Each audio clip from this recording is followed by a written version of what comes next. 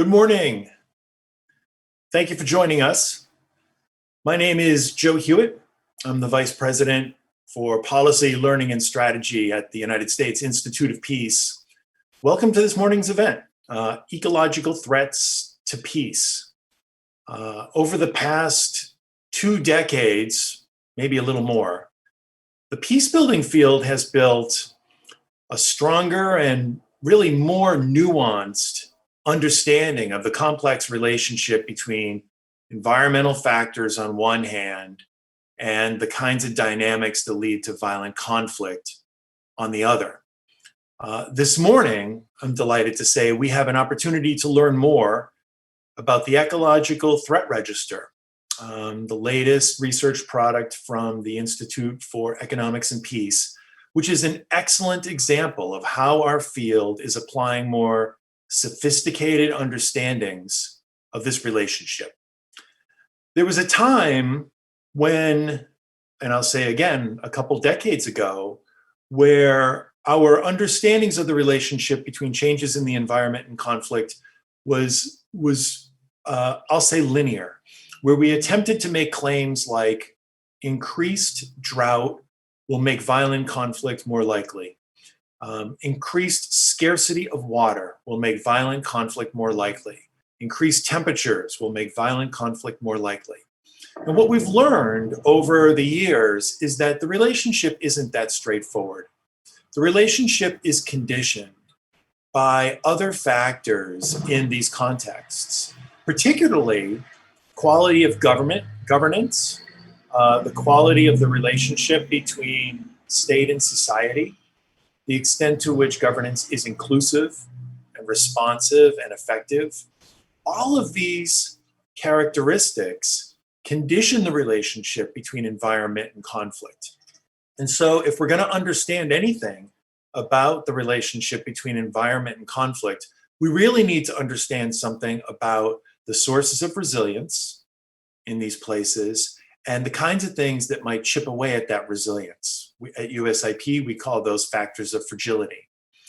So USIP is establishing a new environment portfolio on how the environment interacts with conflict dynamics that will be premised on this understanding. We're just getting started, and we hope to have more to report on this soon. But we're really delighted to be partnering with IEP today because the Ecological Threat Register also recognizes that it's the interaction between ecological threats and resilience that matters. Our attention should be drawn to these places where the greatest risks for environmental challenges intersects with fragility. And this tool helps us do that in a more rigorous manner. So USIP is really delighted to partner with IEP to host this event this morning. I want to thank Michael Collins, IEP's Executive Director, for joining us and sharing the details of the Ecological Threat Register. And I want to thank our fantastic panelists as well for joining us. Our moderator, Tyler Beckelman, who is USIP's Director for International Partnerships, will introduce those panelists when we turn to that facilitated discussion. So again, thank you all very much for joining us this morning. I think this event promises to provide a really excellent discussion. And I'll now turn things over to Tyler Beckelman. Thank you. Thanks very much, Joe. It's indeed a true pleasure to be able to join all of you and moderate this really timely and important discussion. Before we begin, just a quick word of housekeeping. I would just like to remind people that they can follow along at usip.org or on our YouTube, Facebook, and Twitter feeds. And you can pose questions for the panelists in the comments sections of those pages. So please do that and remember to stay engaged. As Joe mentioned, we're really delighted to have such an exceptional panel with us today, and I'll go ahead and introduce them now. First, we're joined by Michael Collins, the Executive Director for the Americas at the Institute for Economics and Peace. In this role, Michael develops partnerships with Americas-based governments, civil society organizations, foundations, universities, businesses, and think tanks, and builds opportunities for IEP's presence and impact. Next, we're very honored to be joined by Sigal Abshir. Sigal is an accomplished lawyer, writer, and researcher with 20 years of experience across the private and public sectors in the US and Africa. Currently, she serves as the Senior Governance and Inclusive Politics Advisor at the U.S. Agency for International Development, where she researches political and governance issues in the Horn of Africa, as well as serves as an associate with TrustWorks Global and a non-resident fellow with NYU's Center for International Cooperation. She is also the author. Her recent paper, Climate Change and Security in the Horn of Africa, Can Europe Help Reduce the Risks?, was recently published by the Climate Security Experts Network. Finally, we're really delighted to be joined by Dr. Catherine Loon Grayson. Dr. Grayson is a policy advisor for the International Committee of the Red Cross, where she focuses on the experience of populations affected by armed conflict and violence in the context of migration, internal displacement, and climate change. Previously, Dr. Grayson worked in East and Central Africa for several years for the Danish Refugee Council, UNOCHA, and UNHCR. She was the lead author of ICRC's tremendous recent publication, When Rains Turn to Dust, Understanding and Responding to the Combined Impact of Armed Conflict and the Climate Environment Crisis on People's Lives. Thank you all so much for joining us. Michael, why don't you get us started and walk us through the key findings of this year's inaugural Ecological Threat Register? Excellent, will do. Thank you very much, Tyler. I'm just going to share my screen here.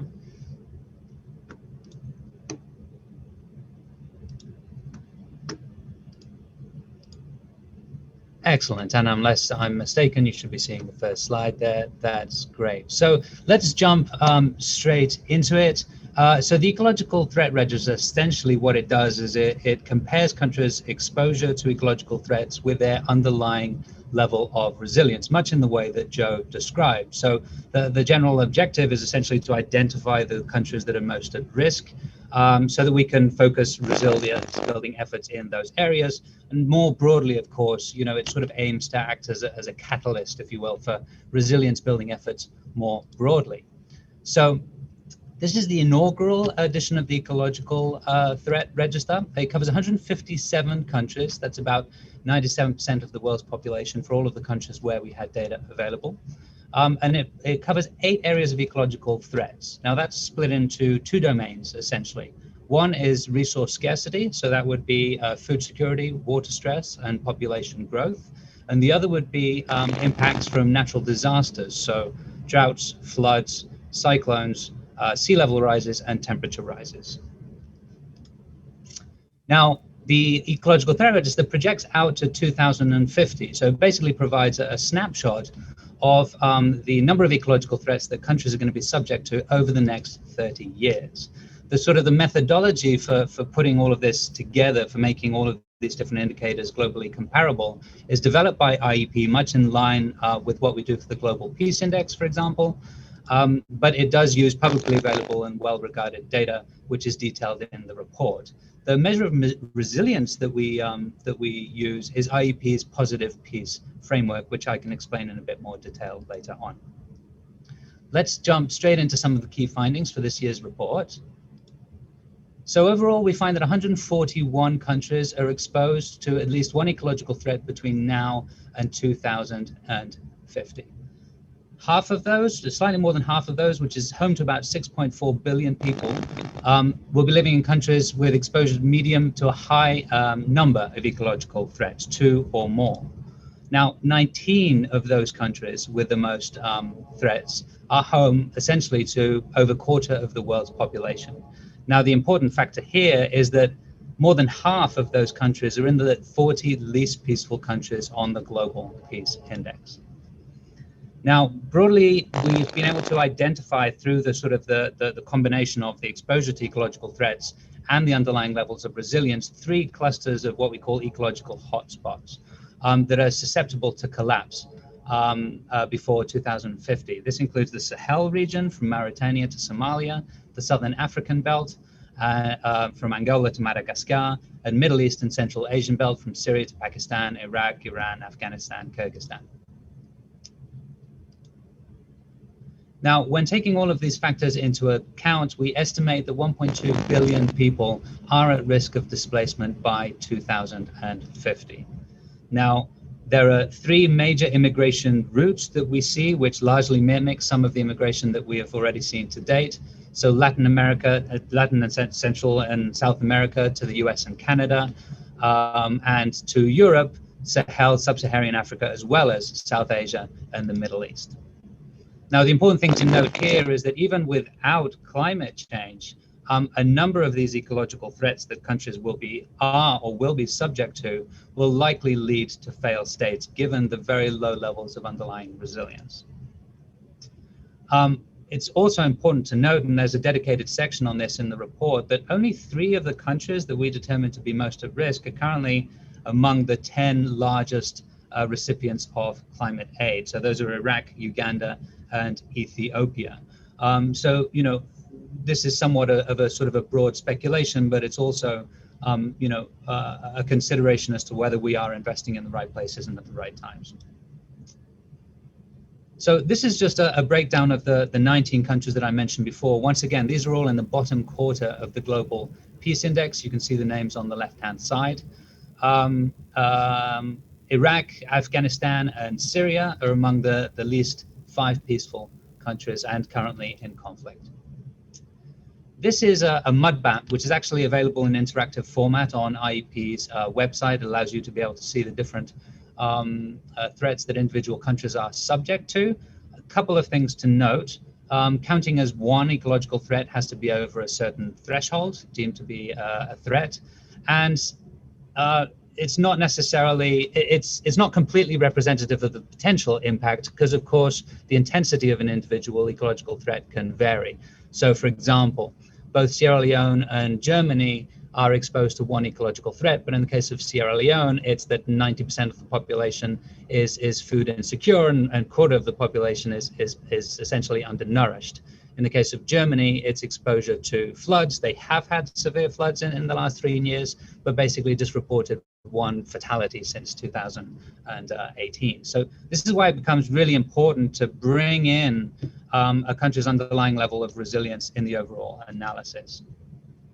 So this is a mud map of exactly that.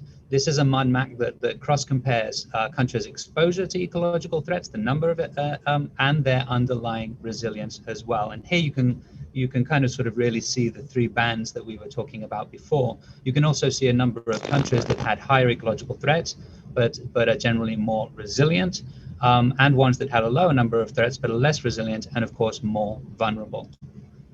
This is just reinforcing those immigration routes that we talked about before.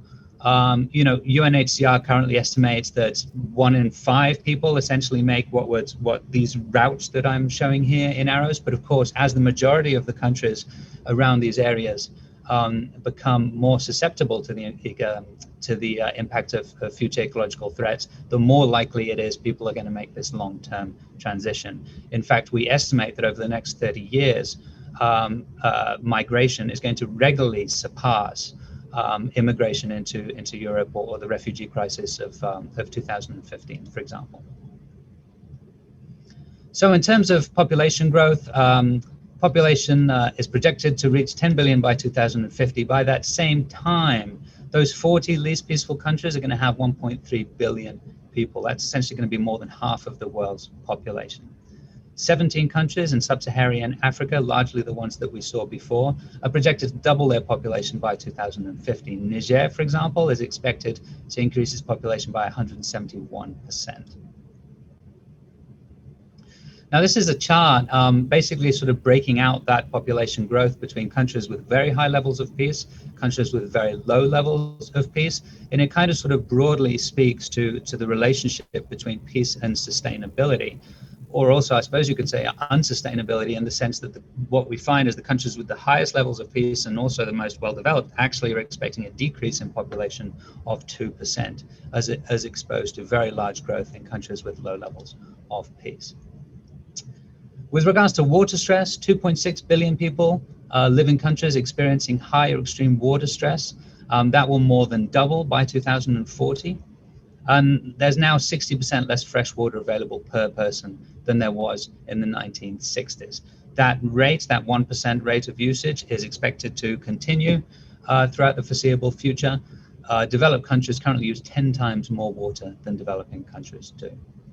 So the number of water-related conflicts and violent incidents has increased significantly over the last decade, but it should be noted that overwhelmingly the water-related conflict is resolved peacefully, but nonetheless this increase is significant. And in fact, just the other day there was news of Molotov cocktails being thrown and dam doors being opened on the U.S.-Mexico border due to droughts and water limitations in that area. So this is a sort of a combined map of global undernourishment and water scarcity. There's no exact measure of food security per se, so we use global undernourishment in the countries that we look at.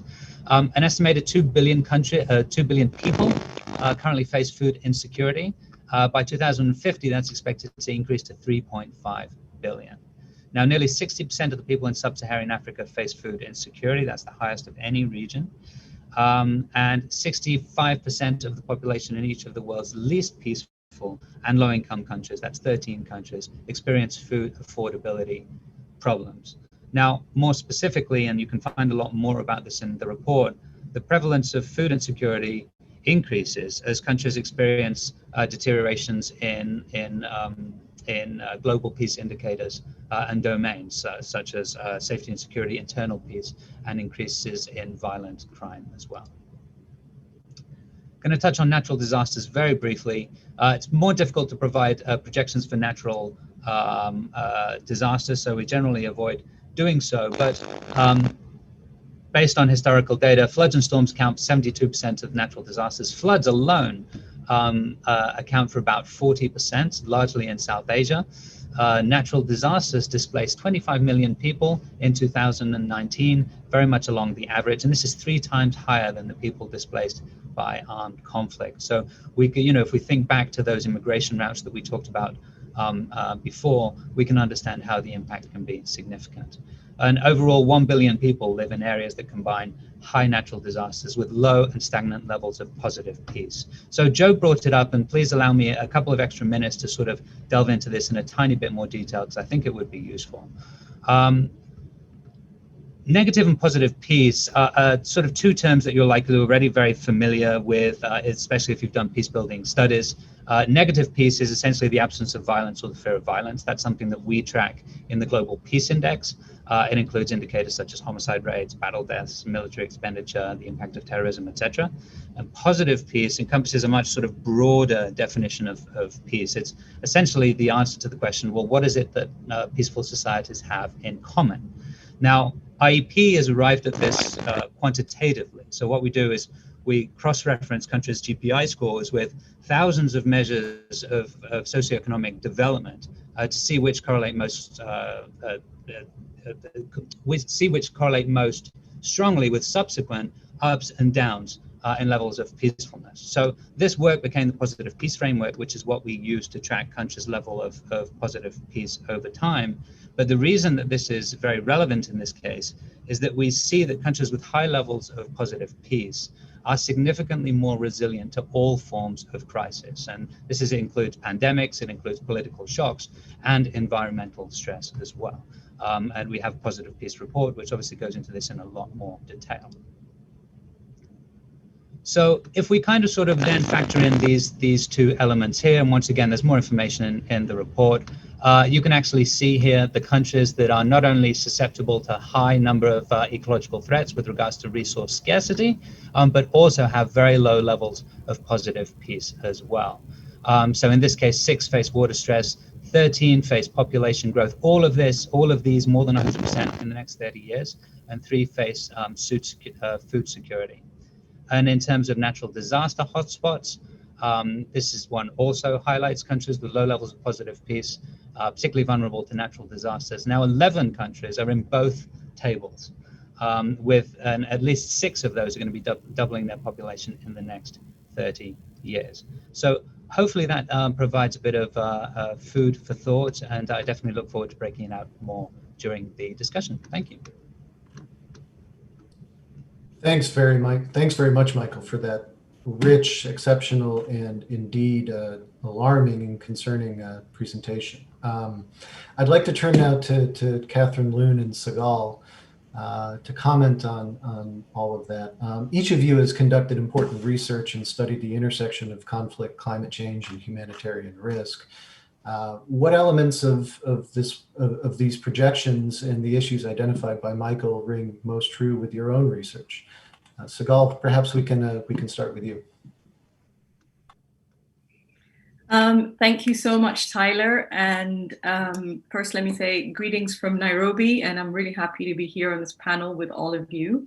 I do want to say that the views and opinions I'll be expressing today are my own and do not represent my employer or any institution. So yeah, I undertook research on the linkages between climate change and environmental degradation and conflict in the Horn of Africa. So a lot of what Michael has just been saying resonates a great deal.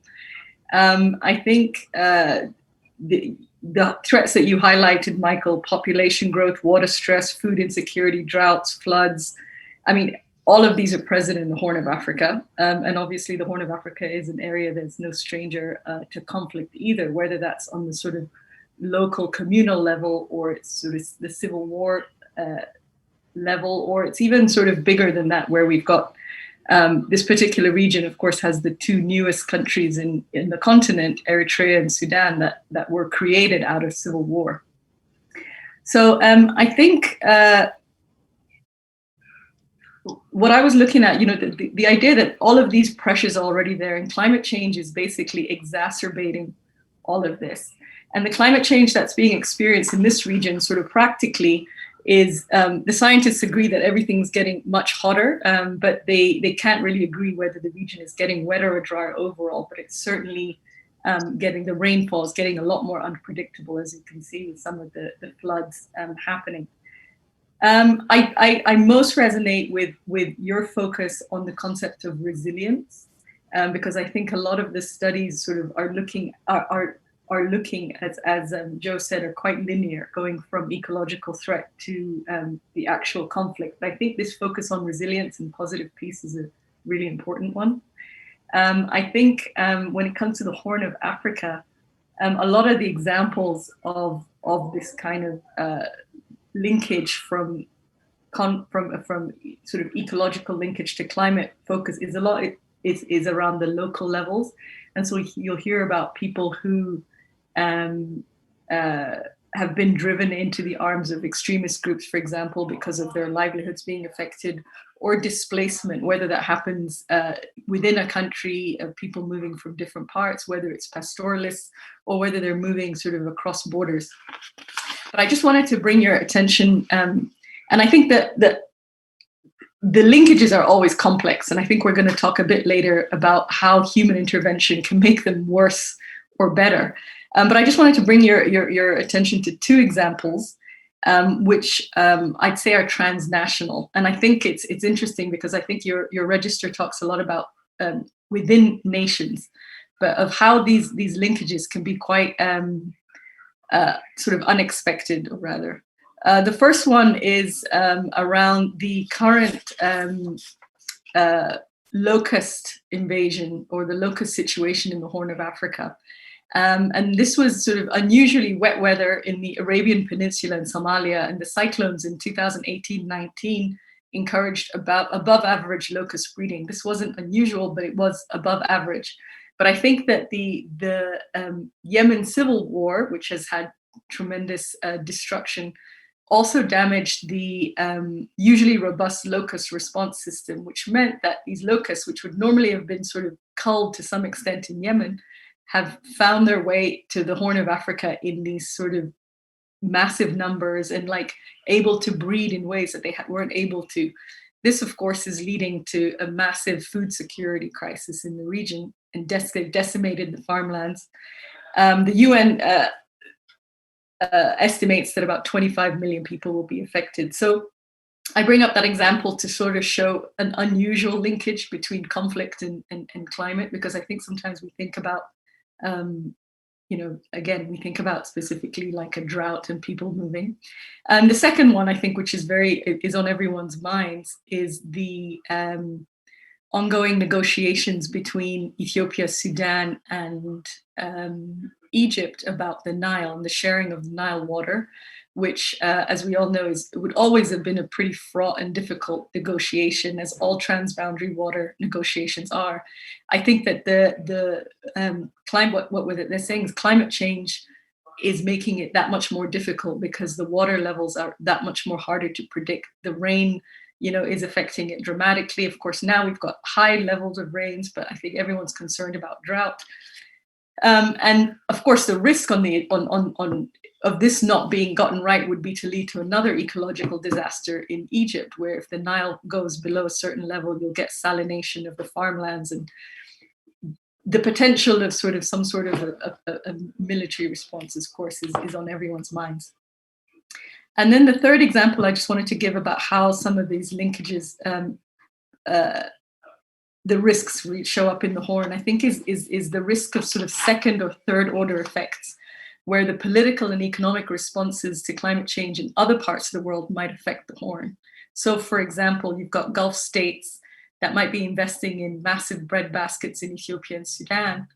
That could have obviously a knock-on effect, or acquisitions of large forests as part of these international climate offsetting mechanisms that can also lead to conflicts where local communities are forced out of forest habitats and things like that. So these are I just wanted to give sort of some initial examples of how I was sort of thinking about these connections. But I really do appreciate an index of this kind and the breadth of it for us to sort of go deeper into analyzing some of these issues. I'll stop there. Thanks, Sigal. That's wonderful. And we have, I think, a lot to chew on from those remarks. And, I'd like now to turn to Catherine Loon and sort of offer the same question and hear your perspective on the report and how it aligns with your own research in this topic. Thank you so much. And thank you so much for the invitation. That is a fascinating start of a discussion. So I'm really pleased to be there. I think in listening to Michael, a few points. To me, the starting point of ecological threats is super interesting because there's quite a great focus on climate change, whereas what we see is an exacerbation of existing environmental degradation, ecological degradation by climate change. And so looking into those, what you've called ecological threats, is super interesting in that regard, because I mean, in most cases, what we are seeing is existing threats that are being exacerbated by climate change, but not necessarily created by climate change. And in that regard, I find that super interesting as an approach. In looking at your mapping, when you were showing ecological threats and resilience, what was really quite fascinating to me, and I would love to do that exercise, is when we looked at the humanitarian consequences of climate change, we overlapped a map of climate vulnerabilities. So where are the countries that are considered the most climate vulnerable and the least ready to adapt to a changing climate, with a map of countries that we qualify as countries in a situation of conflict. And there we have, I mean, a clear disproportionate representation of countries in situations of conflict and those that are amongst the most vulnerable. So we ended up with 12 countries out of 20 that would be among the most vulnerable to a changing climate and are in a situation of conflict. Now, I don't have the details of your map, but in looking at it, my sense is we probably end up with an overlap of many of these countries there. And so to me, that's interesting in the sense that we know that, I mean, to me there, the defining factor is what you looked into under resilience, where we would probably speak of how conflicts are impacting institutions, weakening them, weakening societies, and that affects profoundly people's resilience and community resilience, making them much more vulnerable to shocks. And so to me, these elements are interacting, and this is why you end up with such a representation,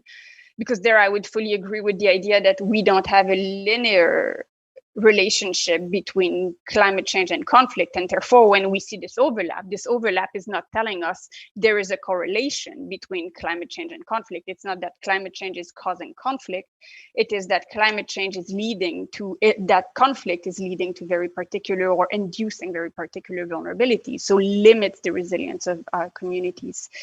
Now to that, I think I would like to comment on the fact that to some extent to us, that overlap is not so much a conclusion, but the starting point of a reflection on how do we then help these communities become much more resilient to various shocks. And that includes shocks related to climate, but also to environmental degradation. So to us, it's really the starting point of a reflection, that recognition that these communities are particularly impacted by environmental degradation and by climate risks.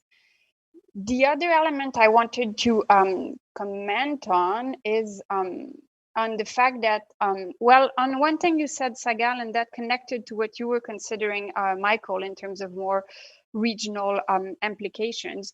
To us, one thing that is extremely interesting and requires further work, at least from our side, in terms of better understanding, is what you've called knock-on effects, Sagal. But I mean, when we carried out we did a fairly in-depth research looking at the humanitarian consequences of climate change in a number of countries. And we carried out a part of the work in the Central African Republic. And there what we were seeing is changes in transhumance patterns that are induced, among other things, so it's not the sole factor, by climate change, environmental degradation, and armed conflict in the Sahel and the Lake Chad region. So there we were really looking into how changes in one part of the continent might lead to changes hundreds of kilometers away. And to us, I mean, this we need to better understand, because it does require that in some cases we adapt the way we work on these threats, because we might need to be providing support in the Central African Republic, but we might also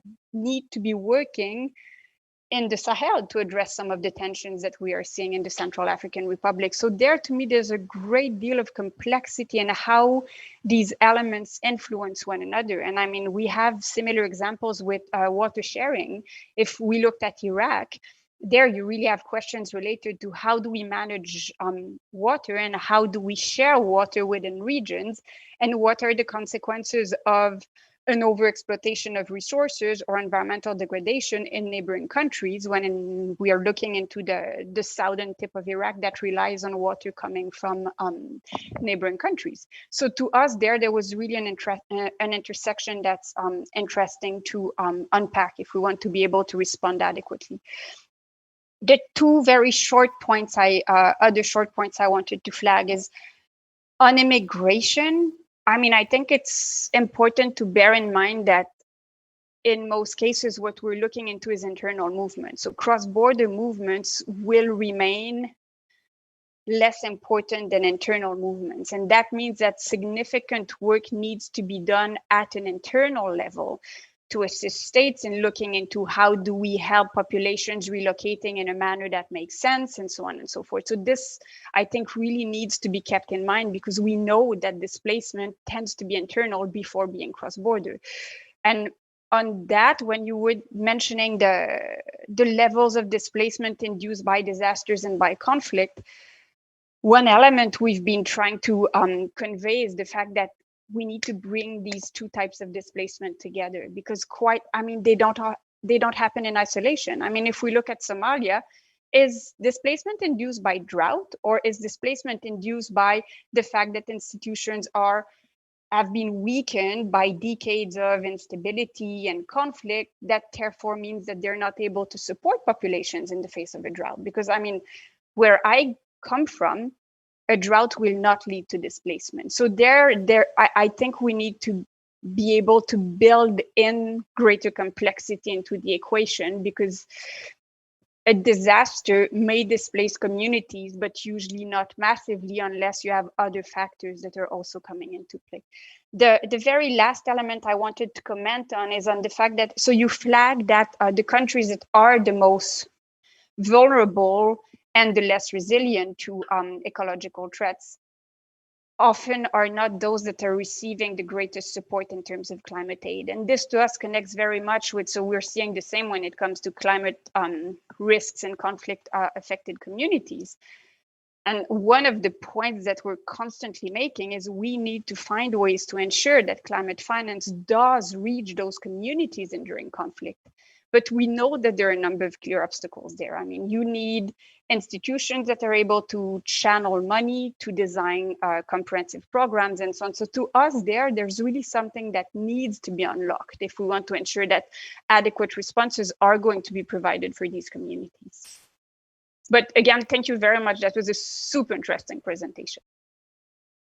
And those were super interesting remarks. Thank you, Catherine Loon. I want to take that your last point maybe a little bit further as we think about the intersection between climate and conflict and different sort of adaptation strategies.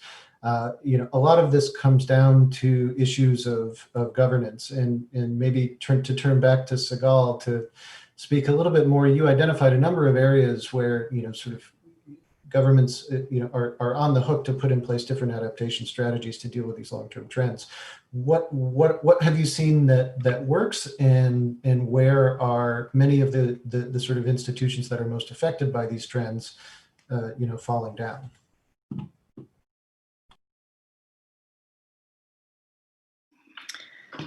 Yeah, thank you very much. I think definitely when we're talking about a situation of, like we talk about in the Horn, of scarcity and limited resources, it's really the institution of governance that is going to sort of help bring the societies together and figure out how this is going to be shared in a way that is peaceful.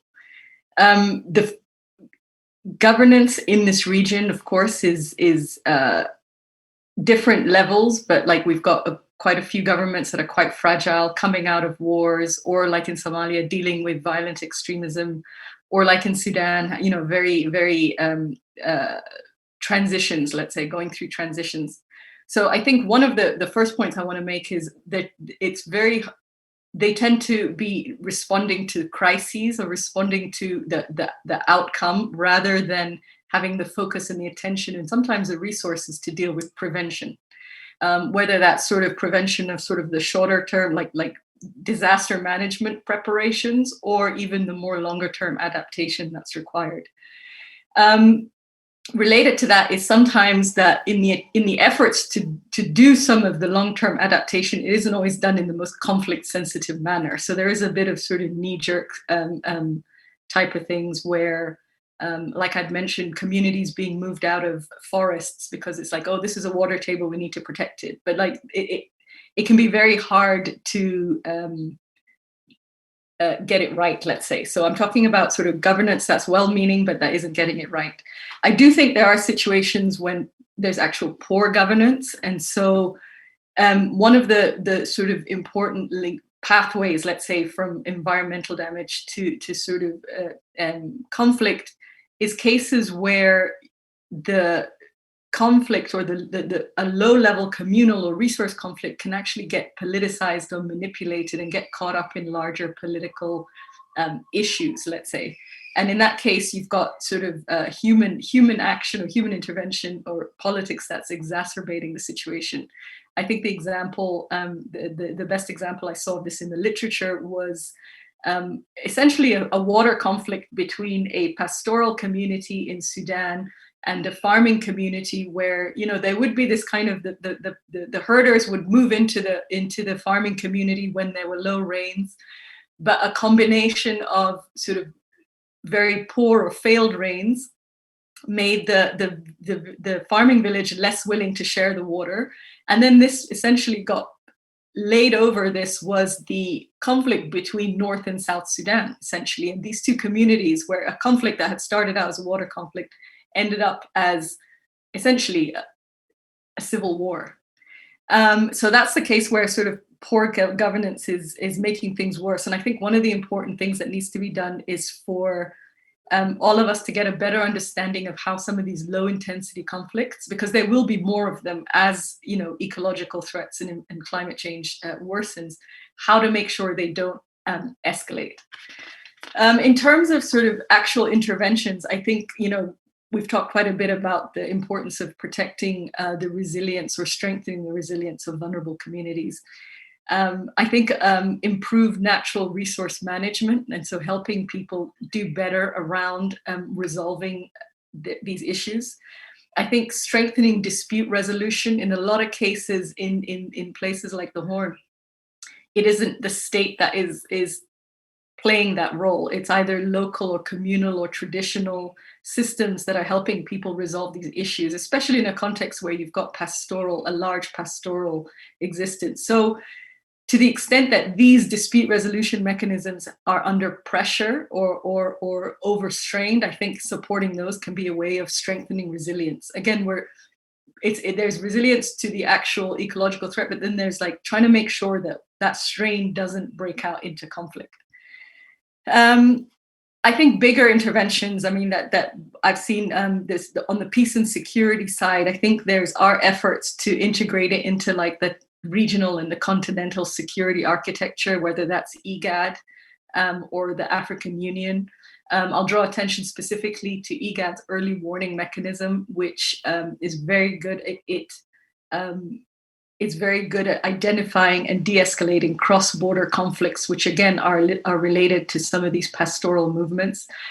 They've started inputting climate data into this so that they'll have a better insight into whether there might be some sort of ecological related problem.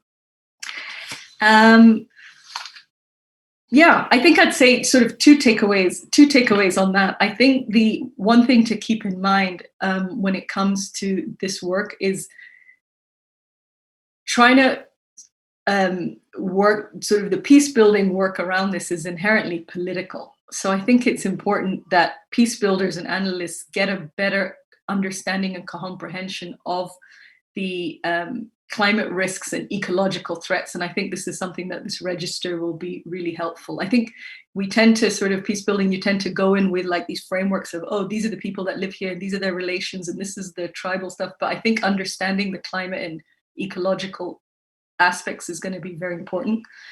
And then I think, especially in this region, as this climate conflict nexus gets more attention, it's going to be important that the first responders are people who work in peace building and mediation and adaptation rather than security actors.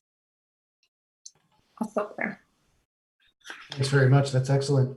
Catherine Loon, maybe pose a similar question to you to unpack perhaps a little bit more about what resilience to the climate and conflict nexus looks like in practice. So, because I work for the ICRC and we work in conflict situations and situations of violence, I'll focus on these situations because, I mean, to some extent, I'd like to say strong institutions, but we tend to be working in a place where strong, inclusive governance may not be what qualifies what describes best the situation. So what we're looking into when it comes to helping people be more resilient in the face of what we consider to be combined risks or threats, we are both looking at how do you help people anticipate and reduce the risks that they're exposed to. And there I would say that this is an area where we clearly need to be able to strengthen the way we work, because at least in the humanitarian world, we tend to be in a very reactive mode, which means that we will respond to something that has happened. We're less good at putting in place systems that would reduce the risk and ensure that people's homes are not going to be destroyed by the next storm, or that their livelihoods are not going to be destroyed by the next storm. So there, to me, there's really an element of becoming better at everything that relates to early warning systems, to longer term resilience building. But I'd add to that as much as we recognize that it's important, we recognize that it's a major challenge, because I mean, resilience building in the absence of institutions that are strong, in the absence of access to basic services, think of energy, for instance. That is quite key when we're looking into how do we help people diversify their sources of income so they're less vulnerable to the next storm. These elements are often missing in the areas where we're working. So, I mean, I'd like to be providing a straightforward answer and say this is how we address this. In reality, what we're looking into, and I mean, we're looking at what are the gradual steps that can be taken to help build that resilience. And I'll give you an example from what we saw in the Central African Republic. When we carried out the fieldwork in the Central African Republic, there was 100,000 people that had been displaced by the recent floods, with thousands of homes destroyed and so on. What happened is people literally had to flee their homes in the middle of the night after heavy rains had been flooding fields and swelling rivers for days. So to us, there were two things there. If you're looking at building resilience in the long run, well, you should be working to ensure that people do not settle in flood zones in the first place. Now, if you're looking at how do we reduce people's exposure to immediate risks, well, there should be an early warning systems. You could know that if you have days of rains and if you're seeing that rivers are becoming, are swelling, it's very likely that there will be inundation. So all that action to reduce the risks that people are exposed to should be taking place in a much more consistent manner. So there, I'm not dealing with all the measures that can be taken to help people adapt to a changing climate, but we are certainly dealing with some of the measures to at least reduce risks. Because, I mean, climate adaptation, which is what we would be speaking about, can happen with small actions, so changing the type of seeds that people are using. But in most cases, we're actually speaking of long-term ambitious measures that will be looking into how do you transform a whole agricultural system? How do you handle new diseases in certain areas? And these actions in situations of conflict tend to be limited. And I mean, Sagal was mentioning the fact that she was referring to governance in situations of conflict, and speaking of the fact that there might be other priorities than resilience building and climate adaptation. And this is very clear. I mean, security priorities will come first. So what we're really looking into is what are the measures that can be taken in the meantime to help people be stronger in the face of risks, knowing that we cannot wait for fragility or conflicts to be addressed, because we know that these may last for an extended period of time. So that's a long answer that should be more straightforward than that. But I guess the response would be, what are the gradual steps that we can take to help people build their resilience? And we really need to shift the balance between a focus on reactive responses. These remain absolutely essential, but we need to do more when it comes to anticipatory responses. And we as humanitarian actors, but that goes way beyond humanitarian actors. It's development actors, it's the private sector, it's the academic community that's looking into how do we do better. So, I mean, there's really a question there of joining forces, because it's clear that we are not going to respond to these risks alone as humanitarian actors. Sorry for the convoluted response. No, that's wonderful. I appreciate it, and I think it's spot on.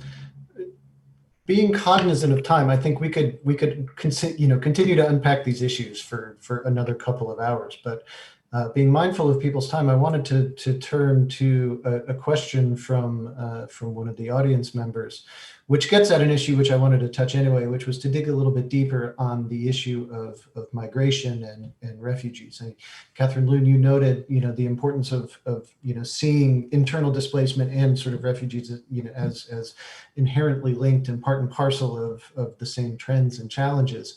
But certainly, Michael, in your presentation, you highlighted the risk of rather quite substantial and significant refugee flows that will dwarf in many ways what we're seeing from this most intractable conflicts taking place around the world now. And the question actually comes from a former member of parliament, I'm not sure where, but they asked, how can we get developed countries to accept the phenomena of climate refugees?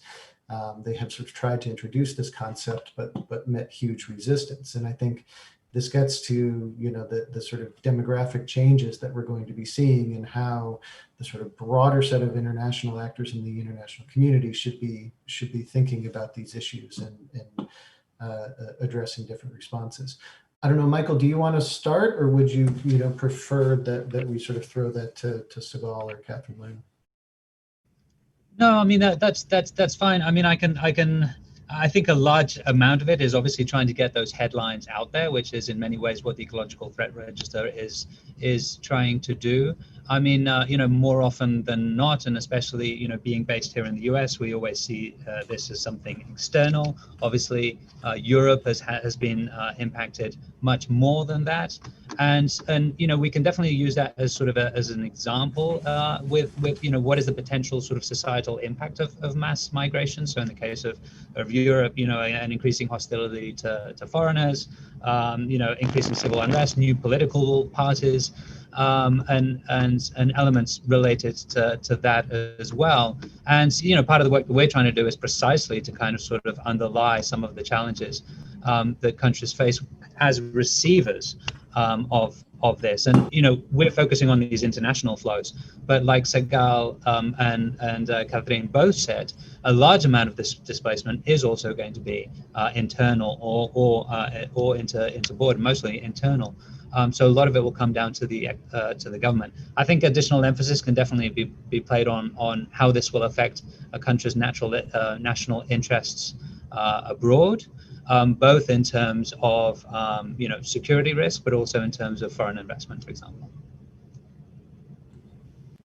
Thanks very much. So maybe turn to you, Segal, to speak to this a little bit. You made a number of recommendations of steps that Europe can take in light of these crises. I mean, building those out a little bit to the sort of broader set of international actors. What do you see as some of the priorities for the international community writ large can take to address some of these emerging trends? I think that certainly I think that the issue of climate in general is gaining a lot more focus internationally, and I think that most sort of developed nations are becoming very aware, and I think the world. I think I've written about sort of the EU and how they're thinking about intervening in this climate conflict nexus. And sort of, I think we've touched on many of them, include, helping to strengthen the resilience of vulnerable populations, helping to strengthen dispute resolution and natural resource management. I think supporting sort of peace and security architectures that can sort of take a more early sort of preventative action.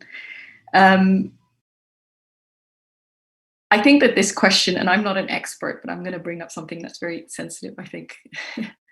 The whole issue around the sort of global climate negotiations and the sort of equity around climate change, and the fact that many of the countries probably on the list that are at risk today are not carbon emitters, nor do they have manufacturing sort of large industry. I think this conversation is a very vibrant and ongoing one around, how do we do this as a world? I mean, I think, to be honest, I think within countries, within the EU, there's probably a lot of tension around which countries should pay for what. And I think when you take this and you sort of writ large on the global level and we put climate change into it, I think it's very, very challenging too. So I wonder if this climate refugee question is sort of related to this broader conversation around sort of equity and responsibility and all of this. So I'll just say that. But I do want to say one thing about sort of the IDP and sort of migration issue. Really interesting World Bank study that was done in 2018 that was looking at internal climate change migration, and they were looking at sort of relating it to this other massive trend of urbanization in Africa. And one of the things that I took away from it, which I found fascinating, was they did a case study specifically, for example, on Ethiopia, which is a country that's very, very rapidly urbanizing. And one of the interesting things that they found is that Addis Ababa, where we would expect as a capital city that's going to be a sort of climate in-migration hotspot, they found that by 2050, I forget the actual figure, but it's actually going, because of the environment and the water availability and everything, it's actually going to be a climate migration out.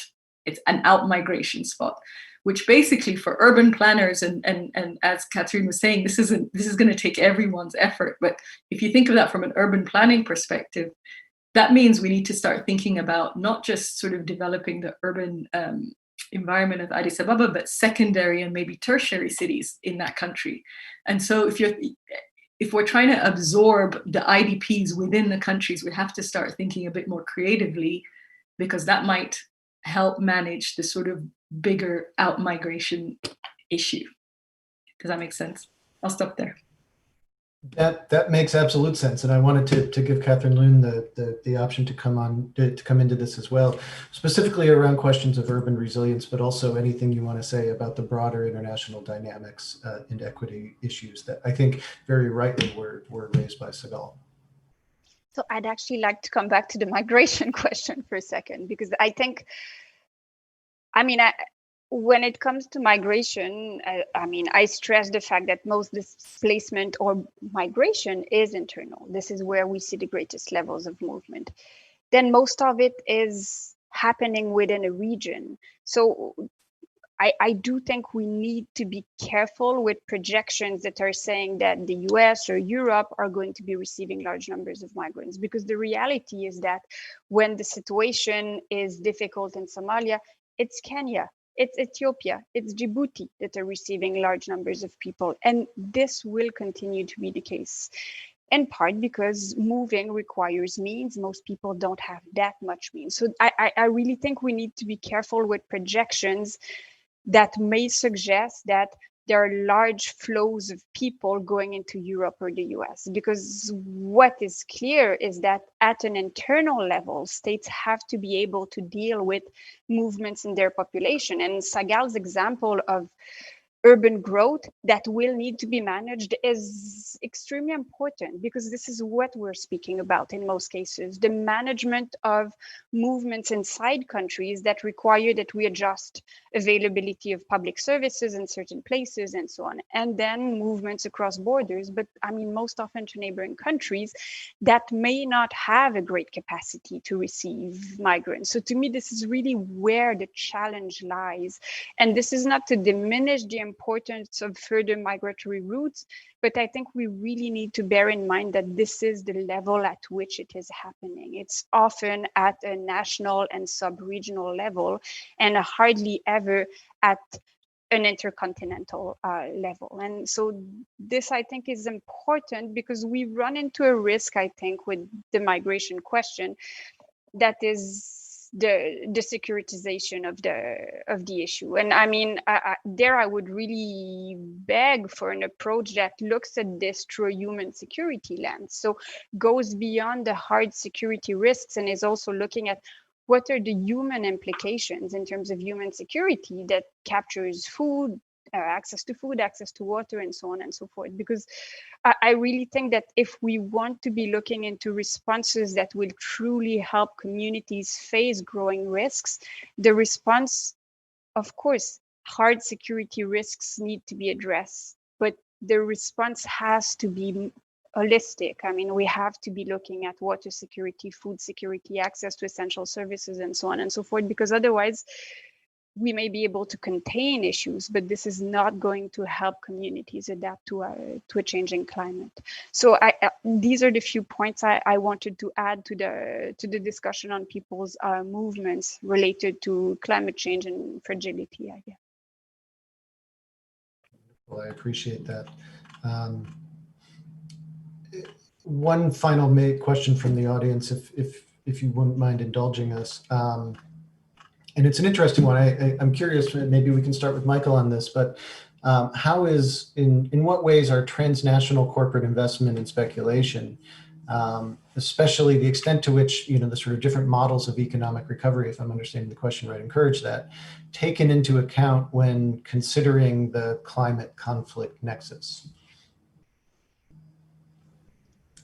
So, I think that historically we can definitely make a case, even if we kind of sort of don't think about formal businesses, but we think about the exploitation of natural resources in other countries. We can, of course, make a very strong case for how that has kind of sort of negatively affected the security situation in many countries for decades, if not hundreds of years. Having spent a lot of time in Haiti specifically, you kind of sort of still see very much the the impact of colonialism and kind of sort of sugar plantations essentially there, the impact that has had on the ecology, which it continues to have, and then of course the implications for human security. But thinking about it sort of more formally in terms of businesses, I mean, you know, generally sort of a sound business environment is something that we consider one of these pillars of positive peace. So that is definitely a critical part of any sovereign nation with regards to its ability to withstand to crisis. If you look at sort of COVID-19 and the ability of the businesses to be able to sort of step up and change what they're doing to be able to provide essential services of all kind, that's definitely something that can expand across borders and should.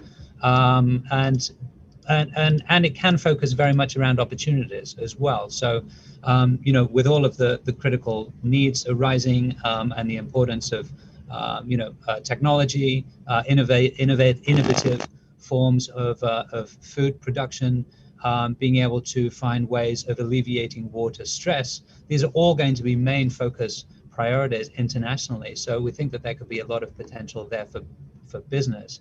What we would generally say, and just feeding off some of Catherine's comments about large-scale interventions versus small ones, we tend to see when we look at the positive peace framework that the countries that improve most sustainably in terms of peacefulness but also resilience do so by making small progressive improvements in a variety of different domains. It's not by overinvestment in a particular area, such as, you know, making the country a lot more open to foreign investment without due consideration for the impact that we could have. Segal also shared a number of examples related to that as well. So there's a lot of opportunity there, but once again, be wary of doing actually too much in that area and the potential implications it could have. Great, thanks very much, Michael. That's appreciated. We're running up against time, but I wanted to give all three of you maybe the opportunity to sort of leave us with your final parting thoughts. This has been an immensely rich discussion, and we've touched a number of key areas, but perhaps, Segal, we can start with you, and what do you want to leave us with after this conversation? I would want to leave you with maybe the idea that the climate change or ecological threats do not have to lead to violent conflict. And I think that a lot can be done. And I think that human action, of course, we can always exacerbate things, but we can certainly try to make things better. And then I think the second point is, you know, I think we need to think regionally. I'm talking about the Horn of Africa, but I think, like Catherine said, I don't know if borders necessarily like hold some of these risks. I don't think like something happening here means the result will be felt in that country. So to think regionally. And then the final thing is again, I want to emphasize that the response, I think, to all of this shouldn't be, again, a bit something like Catherine said, less of a hard security or security focused response and more mediation, peace building, other types of interventions to try to allay these risks. Thank you. Thank you. Catherine Loon, over to you. So I'd first like to second Segal's recommendations. I would very much agree with those avenues. I think I'd add to that the analytical efforts, and I mean, such as as those that Michael has been presenting, need to continue. These are absolutely essential, and we need to find ways to test approaches and help communities while these are happening. It's imperfect. We would wish to have a full understanding before we start developing responses, but this is not going to happen. So we really need to be able to lead those efforts side by side. And I mean, to us, it's extremely clear that we need to find ways to help communities that are living in fragile states or in conflict-affected states, because otherwise they're really left alone on the front lines of climate change and environmental degradation. And this is of extreme concern. So I would really beg for finding ways where we can work in such environments that are extremely challenging. But we need to be able to build on what is there and and start testing approaches to see what is working, so we help building that resilience in the longer run. Thank you very much. Michael, maybe any parting thoughts from your end? Yeah, just a couple, going back very quickly to governance and just kind of sort of, reinforcing that yes, we're well-functioning government, which is another one of these sort of pillars of positive peace, is absolutely critical, and that we sort of reverberates very strongly throughout the positive peace framework. With governments or countries sort of caught in the violence trap, it's very easy to be able to see this weakening of institutions that creates conflict that then weakens institutions further. And basically what it means is that any individual government then is forced to spend time working on the emergency, essentially on one critical issue, which is essentially what the international has led the international community to focus on: security, right? But that does not mean that any of the other issues are no less important, of course, and they should be focused on. So, in terms of how this can be solved, I believe it was Catherine noted diversification. There's a tendency to focus on the theme of the day, but understanding other ways of generating resilience is absolutely critical. Simple things like improving the free flow of information within a country can improve resilience in boundless ways as well. And then just to return slightly to previous comments about making small progressive interventions in a variety of different ways, micro and macro, and then in terms of kind of sort of pure speculation as to how this could be done, something on the lines of establishing an investment ratio of a government and the activities that it plans to undertake, and limiting the amount of intervention that it plans in any particular domain to the benefit of another one that may not have an immediate security implication, but nonetheless has a long-term impact. I think with regards to country analysis, we perhaps can get sort of too caught up looking for a magic bullet. So embracing complexity, embracing correlation can be helpful. And basically, recommendation for any individual countries: what do you need to do to be ready for the widest array of threats possible, and how can you essentially home grow what you need, not only in terms of food and water, of course, but people, products and services, not to the detriment of multilateral cooperation, of course. That sort of remains a mean to an end, but learning a lot from current crises such as COVID-19. Well, I will not even dare to summarize the richness of this conversation. I would simply encourage people to continue to follow this work in the work of all of our panelists as we continue to think about these issues and build the case. I will say, just to end, just a note of tremendous thanks to all of our panelists, Sigal, Catherine Loon, and to Michael and to IEP writ large for this incredible product. I will say that we are already walking down a very dangerous path, but I think I leave everybody with Sigal's sentiments that climate change doesn't have to equal violent conflict, and that I think we've heard a number of suggestions today of the ways to that intervention now, taking a preventive approach and building in those strong principles of peace building, can hopefully help forestall a more disastrous humanitarian situation and issues therein. So thank you all for joining us today. Continue to follow us on usip.org and along with IEP and ICRC and Sigal's ongoing work. And thank you all for joining us.